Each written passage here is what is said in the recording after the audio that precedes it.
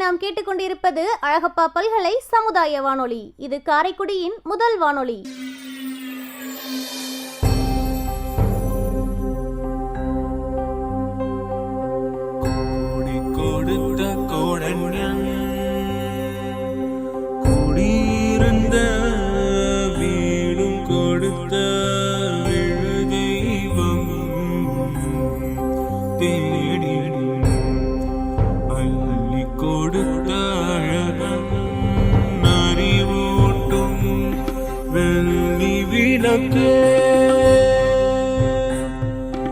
அறிவூட்டும் வெள்ளி விளக்கே,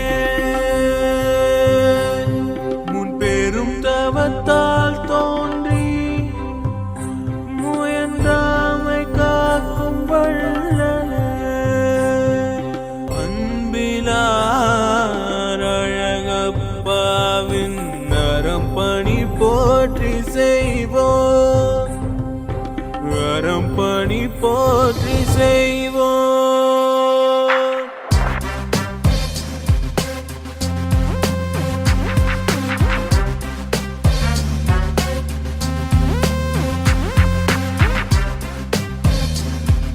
இந்திய அரசு அறிவியல் தொழில்நுட்பத்துறையின் விக்யான் பிரசார் மற்றும் காரைக்குடி அழகப்பா பல்கலைக்கழகம் இணைந்து வழங்கும் அறிவியல் பாலம் புதிய தொடர் நிகழ்ச்சி அனுபவ் திட்டத்தின் பரவலாக்கம். ஆக்கம் ஊக்கம் வழிகாட்டல் டாக்டர் ஆர் ஸ்ரீதர்.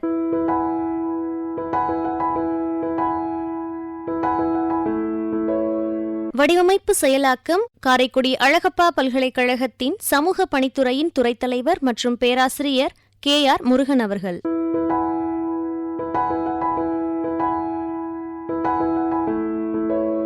நிகழ்ச்சி ஒருங்கிணைப்பு சமுதாய வானொலி இயக்குனர் டாக்டர் S ராஜாராம்.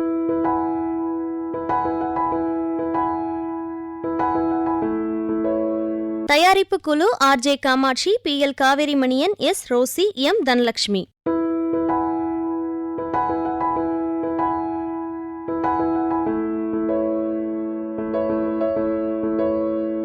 அழகப்பா பல்கலை சமுதாய வானொலி நேயர்கள் அனைவருக்கும் வணக்கங்கள். இன்று நம் அனுபவம் நிகழ்ச்சியில் ஆலோசனை நேரம் பகுதியில் முதியோர் நல இயன்முறை மருத்துவர் S டேவிட் விஜயகுமார் அவர்கள் நம்மிடையே முதியோர் நல இயன்முறை மருத்துவம் குறித்து பகிர இணைகிறார்.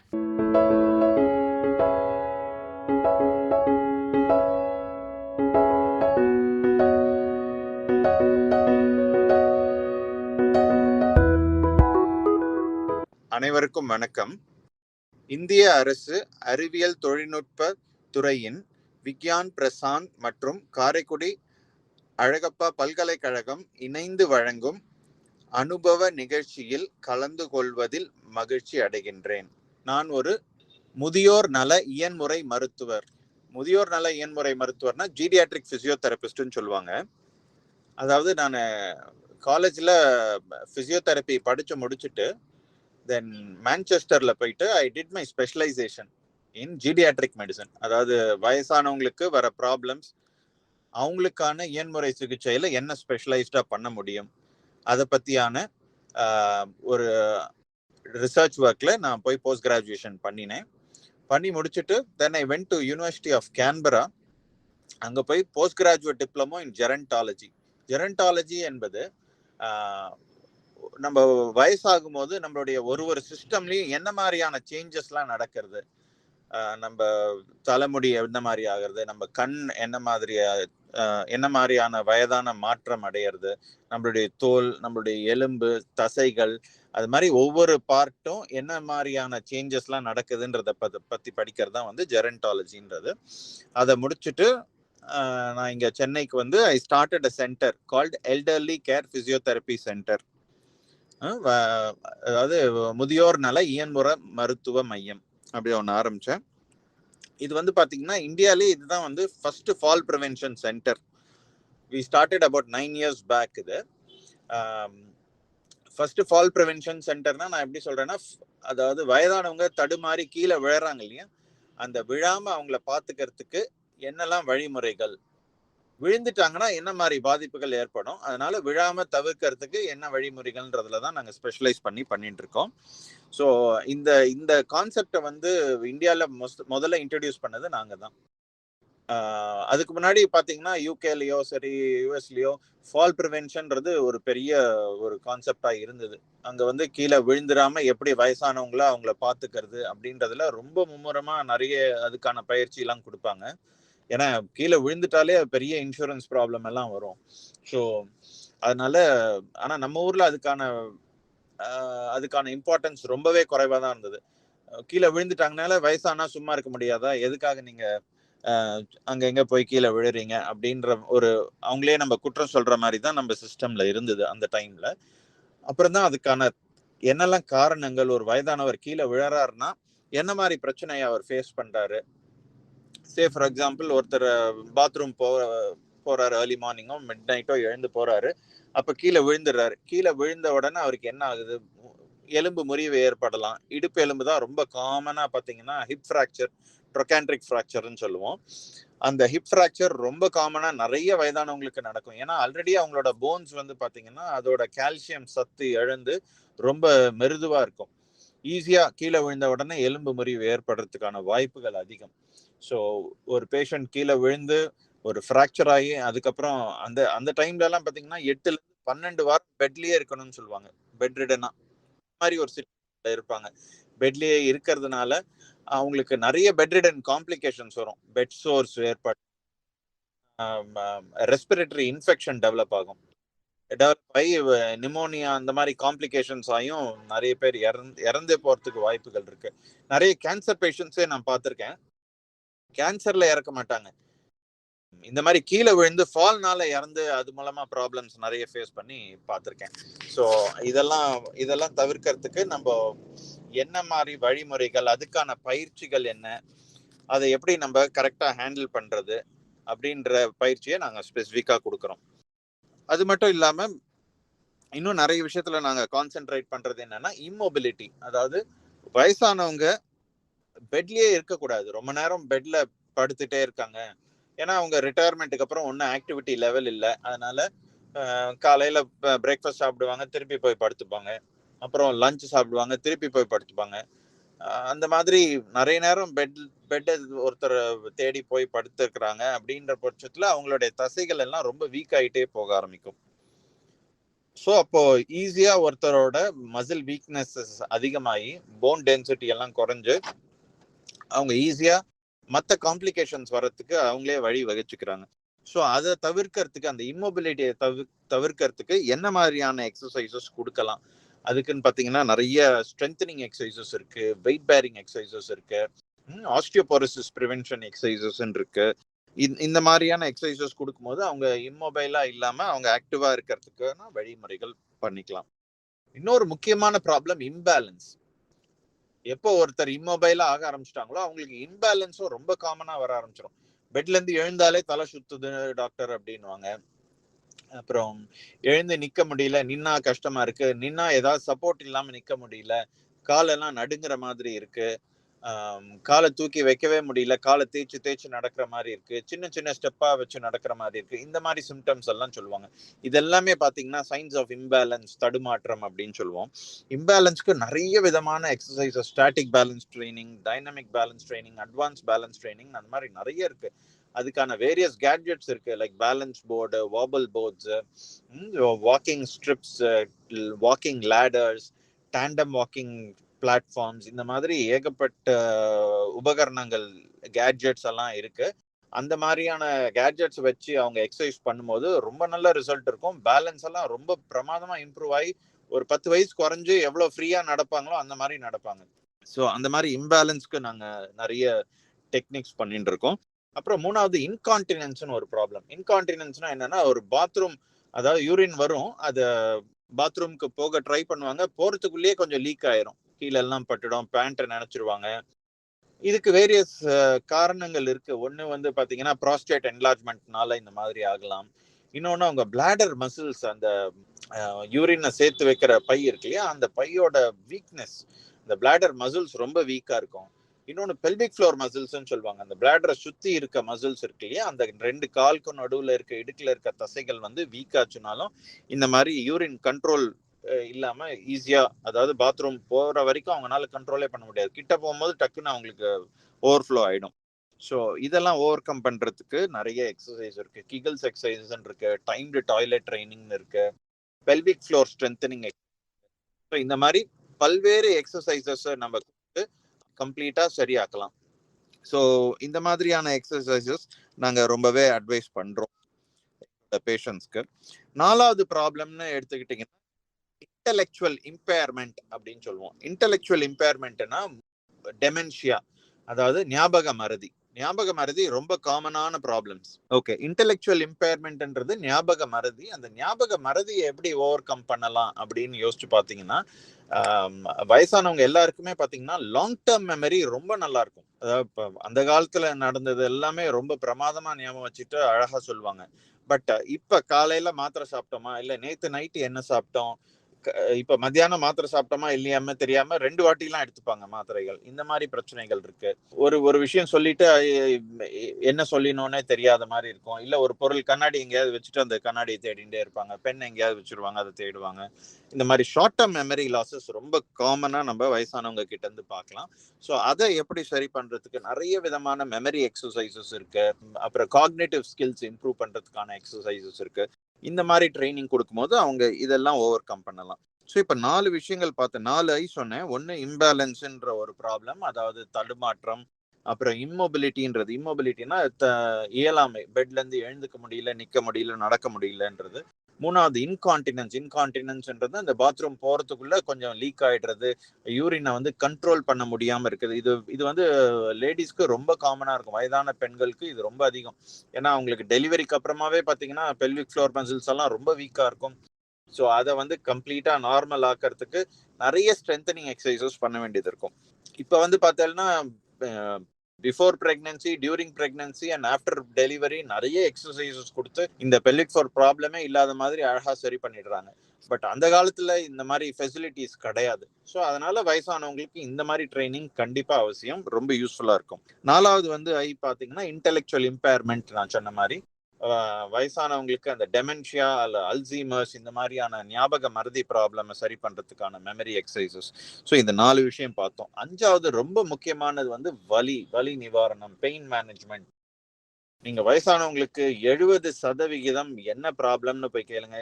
மூட்டு வலி, தோள்பட்ட வலி, முதுகு வலி, கழுத்து வலி, குதிகால் வலி. இந்த வலி இல்லாத வயதானவர்களே இல்லைன்னு சொல்லலாம். அந்த அளவுக்கு எல்லா வயதானவங்களும் ஏதாவது ஒரு வழியில கஷ்டப்பட்டுட்டு தான் இருக்காங்க. ஸோ இந்த வழியில இருந்து அவங்களுக்கு ஒரு நிவாரணம் கொடுக்கறதுக்கு என்ன செய்யணும், அந்த வழியில இருந்து அவங்களை கம்ப்ளீட்டா நார்மல் ஆக்கி கொண்டு வர்றதுக்கு அவங்களுக்கு தேவையான ட்ரீட்மெண்ட் மெத்தட்ஸ் சொல்ல போனீங்கன்னா எங்க எல்டர்லி கேர் தெரப்பி சென்டர்ல பார்த்தோம்னா ஒரு 225 வகையான ட்ரீட்மெண்ட் மெத்தட்ஸ் இருக்கு.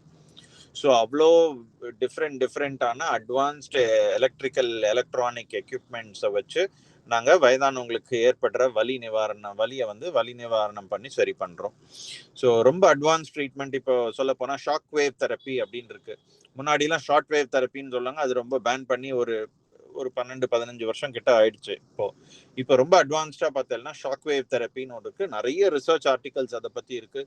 ஸ்டார்டிங் ஃப்ரம் இந்த குதிகால் வலி, கால் வலி, மூட்டு வலி, கழுத்து, தோள்பட்டை, இந்த முக்கியமா இந்த சுகர் இருக்கவங்களுக்குலாம் இந்த ஃப்ரோசன் ஷோல்டர்னு ஒரு கம்ப்ளைண்ட் ரொம்ப காமனா வருது நிறைய பேர்.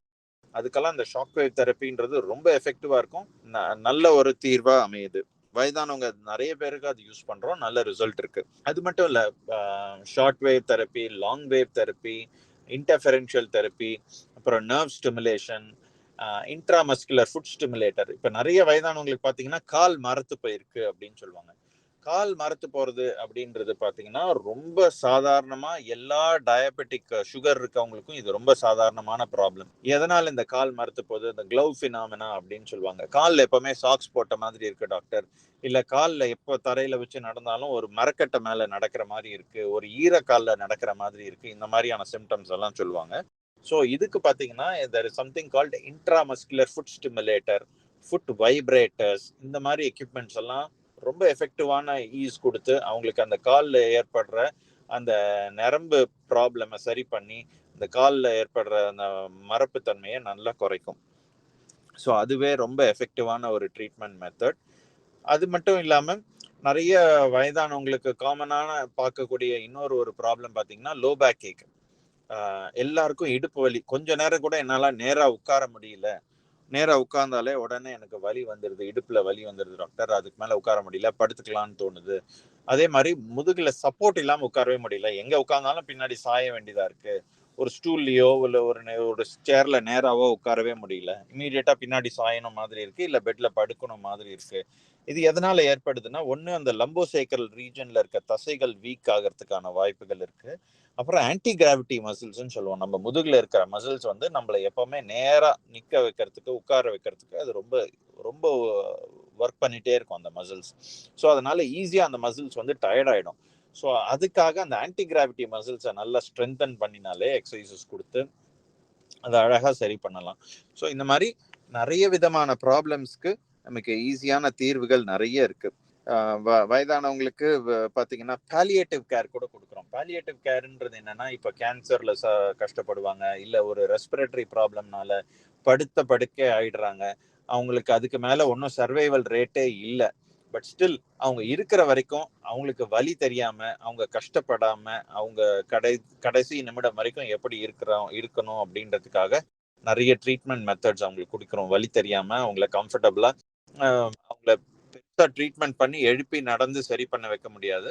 பட் ஆனா அழகா அவங்களுடைய வலி தெரியாம அவங்களுடைய கடைசி சில நாட்களை கம்ஃபர்டபுளா கொண்டு போக வைக்கிறதுக்கு அது யூஸ்ஃபுல்லா இருக்கும். ஒண்ணு. அதே மாதிரி கேன்சர் ரீஹாபிலிட்டேஷன் நிறைய பேர் என்ன நினைக்கிறாங்கன்னா, கீமோதெரப்பி தான் எடுக்கிறாங்க. எல்லாரும் கீமோதெரப்பி எடுக்கிறாங்க. பட் கீமோதெரப்பிக்கு அப்புறம் அந்த கீமோதெரப்பியோட எஃபெக்ட்னால ரொம்ப எல்லா மனிதரும் ரொம்ப வீக்கா போறாங்க.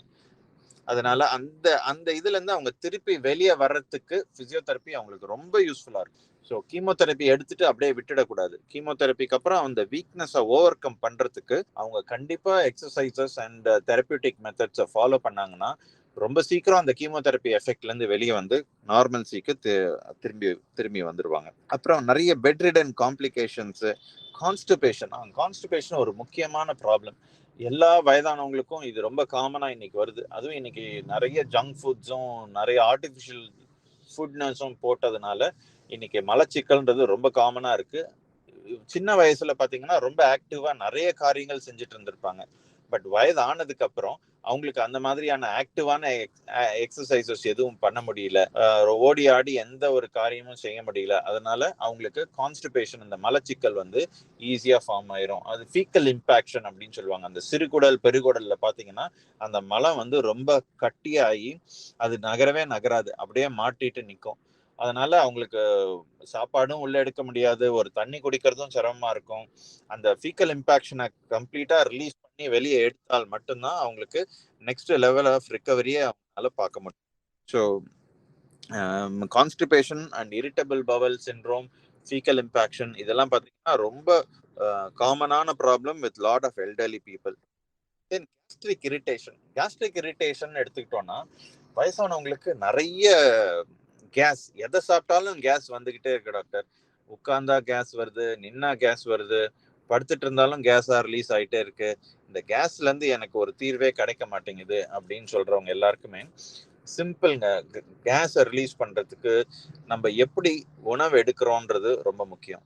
என்ன மாதிரி தண்ணி குடிக்கிறோன்றது ரொம்ப முக்கியம். நிறைய பேர் என்ன பண்றாங்க, சாப்பிட்றதுக்கு முன்னாடியும் சாப்பிட்டதுக்கு அப்புறமும் நிறைய தண்ணி குடிச்சிடுறாங்க. அதை பண்ணவே கூடாது. ஏன்னா சாப்பிட்றதுக்கு முன்னாடி பாத்தீங்கன்னா நம்ம தொண்டையிலயும் சரி, நம்ம நாக்குலயும் சரி, நம்ம வயத்துலயும் சரி நிறைய அமிலங்கள் சுரக்குது. அந்த அமிலங்கள் வந்து நம்ம டைஜஷனுக்கு ரொம்ப யூஸ்ஃபுல்லா இருக்கும். அந்த நேரம் நம்ம தண்ணியை குடிச்சோம்னா அதை ஈஸியா டைல்யூட் பண்ணி அதெல்லாம் வெளியே கொண்டு வரும். அதை நம்ம டைஜஸ்டிவ் ட்ராக்குள்ள அந்த ஆசிட்ஸ் வேஸ்டா போயிடும். அப்படி போகாத மாதிரி அந்த அந்த டைஜஸ்டிவ் ஜூசஸ் எல்லாமே வந்து நம்ம உணவுக்கு கரெக்டா போய் அந்த செரிமானம் சரியா இருந்ததுன்னா கேஸ்ட்ரிக் இரிட்டேஷனே வராது. ஸோ சாப்பிட்றதுக்கு முன்னாடியும் சரி, சாப்பிட்டதுக்கு அப்புறமும் சரி, இமீடியட்டா நிறைய தண்ணி குடிக்க கூடாது. ஒரு 1 hour சாப்பிட்றதுக்கு முன்னாடி ஒரு கிளாஸ் தண்ணி எடுக்கலாம். அதே மாதிரி சாப்பிட்டுட்டு ஒரு 1 hour கழிச்சுதான் நீங்க இன்னொரு கிளாஸ் ஆஃப் தண்ணி எடுக்கணும். சாப்பிடும் போது கொஞ்சம் வேணும்னா வாய் நினைக்கிறதுக்கு கொஞ்சம் குடிக்கலாம். மற்றபடி வாய் கொப்பளிக்கிறதுக்கு கொஞ்சம் கொப்பளிச்சு துப்பிடலாம். பட் மற்றபடி ரொம்ப தண்ணி குடிச்சிங்கன்னா கண்டிப்பா அந்த டைஜஸ்டிவ் ஜூசஸ் எல்லாத்தையுமே வந்து டைல்யூட் பண்ணி டைஜஷன் ப்ராசஸை ரொம்ப ஸ்லோ டவுன் பண்ணிடும்.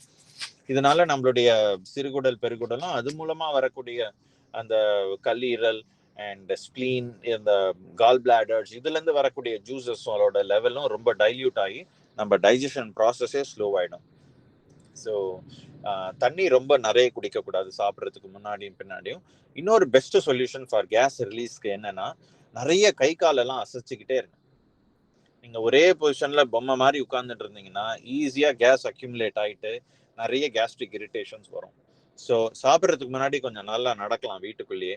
அதே மாதிரி சாப்பிட்டு முடிச்சதுக்கு அப்புறம் நல்லா வீட்டுக்குள்ள நல்லா அப் அண்ட் டவுன் நல்லா நடந்தீங்கன்னா ஓரளவுக்கு ஈஸியா ரிலீஸ் ஆகும். அதே மாதிரி கைகள் எல்லாம் நல்ல 2 கையும் நல்லா மேல தூக்கி கொஞ்சம் எக்ஸசைசஸ் எல்லாம் பண்ணலாம்.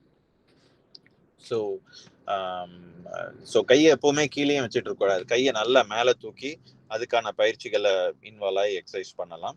ஸோ இந்த மாதிரியான சின்ன சின்ன பயிற்சிகள் பண்ணும்போது நமக்கு ஈஸியா அந்த கேஸ்ட்ரிக் ப்ராப்ளம்ல இருந்து வெளியேறலாம். முக்கியமா பாத்தீங்கன்னா தண்ணி குடிக்கும் போது சிப் பண்ணி கொஞ்சம் கொஞ்சமா குடிக்கணும். ரொம்பவும் தண்ணியை ஜாஸ்தியா குடிக்க கூடாது. மடக்குன்னு தண்ணி குடிக்கவே கூடாதுன்னு சொல்லுவாங்க. ஸோ கொஞ்சம் கொஞ்சமா தண்ணியை சிப் பண்ணி குடிக்கும் போது பெரிய டைஜஸ்டிவ் ப்ராப்ளம்ல இருந்து நம்மள காப்பாத்திக்க முடியும். ஓகே, இதெல்லாம் ஒரு வயதானவங்களுக்கு ஏற்படுற ப்ராப்ளம்னு ரொம்ப காமனா பாக்குறோம். இன்னொரு ப்ராப்ளம்ஸ் என்னெல்லாம் நியூரலாஜிக்கலா என்னெல்லாம் ப்ராப்ளம் வயதானவங்க ஃபேஸ் பண்றாங்க அப்படின்னு எடுத்துக்கிட்டீங்கன்னா, பார்க்கின்சன்றது ரொம்ப காமனா இப்ப வந்துகிட்டு இருக்கு. முன்னாடி எல்லாம் பாத்தீங்கன்னா ஒரு 15-20 வருஷம் முன்னாடி வயசானவங்களுக்கு மட்டும்தான் பார்க்கின்சன்ஸே வரும். இப்ப அப்படி கிடையாது. இளம் வயதுல இருக்கவங்க 25, 35, 45 வயதுல இருக்கவங்க கூட பார்க்கின்சன்னால கஷ்டப்படுறவங்க ரொம்ப காமனா பாக்குறோம். வயதானவங்களுக்கு அப்கோர்ஸ் நிறைய பேர் சஃபர் பண்றாங்க, கஷ்டத்துல இருக்காங்க. ஸோ அந்த பார்க்கின்சன்றது என்னதுன்னா உதறுவாதம்னு சொல்லுவாங்க. கையெல்லாம் அப்படியே நடுங்கிக்கிட்டே இருக்கும், காலில் நடுக்கம் இருக்கும், மலச்சிக்கல் ஏற்படும். அவங்க போஸ்டரே பாத்தீங்கன்னா அப்படியே கூன் விழுந்த மாதிரி இருப்பாங்க, கை காலெல்லாம் இறுக்கமா இருக்கும். அப்புறம் அவங்களோட கையெழுத்து பாத்தீங்கன்னா அப்படியே நுணுக்கா சின்னதா எழுதுவாங்க, பெருசா எழுத மாட்டாங்க. மெயினா அவங்களோட வாயில இருந்து அந்த ஜொல் எல்லாம் கொஞ்சம் ஒழுகிற மாதிரி ஒழுகிட்டே இருக்கும் அப்பப்ப. ஸோ இந்த மாதிரியான ப்ராப்ளம்ஸ் எல்லாம் பாத்தீங்கன்னா ஈஸியா பார்க்கின்சன் பேஷண்ட்ன்றதை கண்டுபிடிச்சிடலாம். ஸோ அவங்களுக்கான பிசியோதெரப்பி ரொம்ப ரொம்ப முக்கியம். அவங்களுக்கு மெயினா சிண்டோப்பா அப்படின்ட்டு ஒரு நியூராலஜிஸ்ட் ஒரு மெடிசன் கொடுப்பாங்க. அந்த சிண்டோப்பா கரெக்டான டைம்ல அதை கரெக்டா எடுத்துட்டு, அதே மாதிரி அவங்களுக்கான எக்ஸசைசஸ் ரொம்ப ரொம்ப அவசியம்.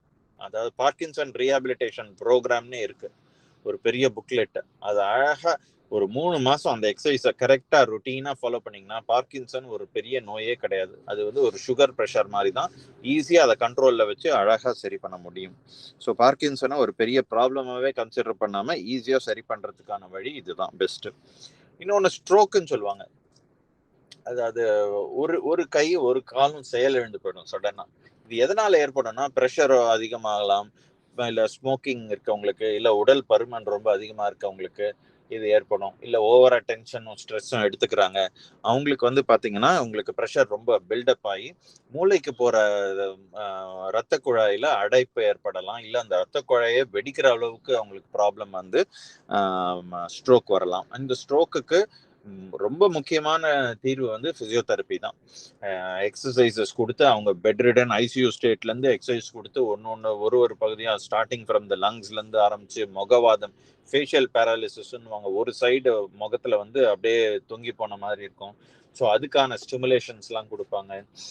அந்த எந்த சைடு அஃபெக்ட் ஆயிருக்கோ அந்த சைடு கைக்கும் கால்க்கும் நிறைய வாலண்டரி கண்ட்ரோல் ட்ரைனிங், ஸ்டிமுலேஷன் கொடுத்து அந்த அந்த அதாவது மோட்டார் ரீலேர்னிங் ப்ரோக்ராம், எம்ஆர்பின்னு சொல்லுவாங்க, மோட்டார் ரீலேர்னிங் ப்ரோக்ராம் அதை கம்ப்ளீட்டா சரி பண்ணி நார்மல்சிக்கு கொண்டு வரதுக்கான முயற்சி இன்வால்வ் ஆகும். ஸோ இந்த மாதிரியான ப்ராப்ளம் சரி பண்றதுக்கு பெஸ்ட் சொல்யூஷன் பிசியோதெரப்பியில இருக்கு. எக்ஸசைஸ் பண்ண இந்த ப்ராப்ளம் நல்லா சரியாகும். ஆனா இது சரி பண்றதுக்கு இமீடியட்டா சரியாகிற விஷயம் இல்லை. ஸ்ட்ரோக்குன்னு ஒருத்தருக்கு வந்ததுன்னா 3-6 மாதங்கள், அது கோல்டன் பீரியட்னு சொல்லுவோம்.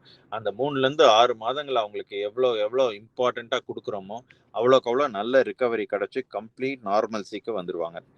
அப்புறம் நான் ஆல்ரெடி பேசினப்ப இந்த டயபெட்டிக் நியூரோபதி பத்தி சொல்லியிருந்தேன் இல்லையா, அந்த கால் மரத்து போற தன்மை, இதுவும் ரொம்ப காமனா நிறைய வயதானவங்களுக்கு பாக்குறோம். கால்லாம் குத்துற மாதிரி இருக்கு டாக்டர், காலில் ஒரு எரிச்சல் இருக்கு, பர்னிங் ஃபீட் சிண்ட்ரோம் அப்படின்வாங்க.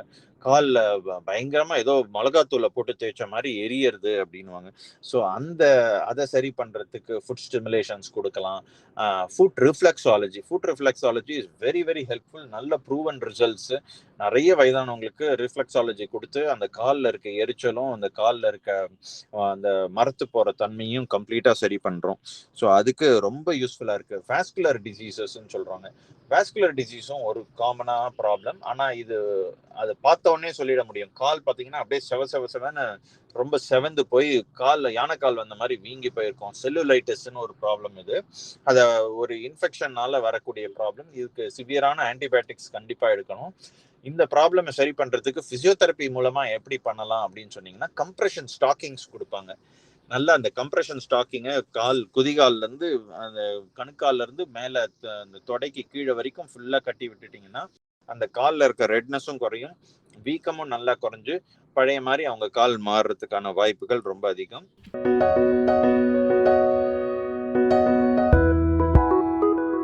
நேயர்கள் தொடர்ந்து இணைந்திருப்பது அனுபவம் நிகழ்ச்சி. அனுபவம் நிகழ்ச்சியில் ஆலோசனை நேரம் பகுதியில் முதியோர் நல இயன்முறை மருத்துவர் டாக்டர் எஸ் டேவிட் விஜயகுமார் அவர்கள் பேசிய உரையை நாம் கேட்டோம். இந்த நிகழ்ச்சியானது நேயர்களுக்கு மிகவும் பயனுள்ளதாக அமைந்திருக்கும். இந்த நிகழ்ச்சியின் முதல் பகுதி இதுடன் நிறைவடைந்தது.